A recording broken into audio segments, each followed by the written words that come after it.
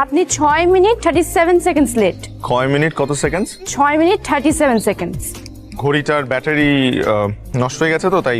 ঘড়ির সাথে লেট হওয়ার কানেকশন কি? না না, ঘড়ির সাথে লেট হওয়ার কোনো কানেকশন নেই, বাসের সাথে আছে। আমি বাসে করে আসছি তো ট্রাফিক জ্যাম ছিল। বাসে? আপনার গাড়ি নেই? আমার গাড়ি থাকলে তোমাকে টিউশনি করাতাম না। তাই তো।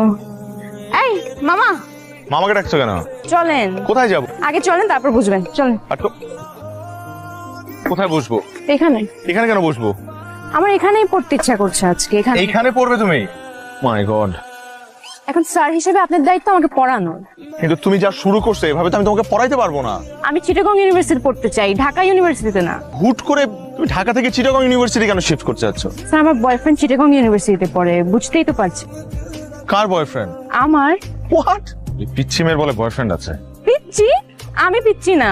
না তুমি পিচ্ছি না, তোমার বয়ফ্রেন্ড পিচ্ছি। শোনো, তোমার এখন পড়াশোনা করার বয়স, প্রেম করার বয়স না।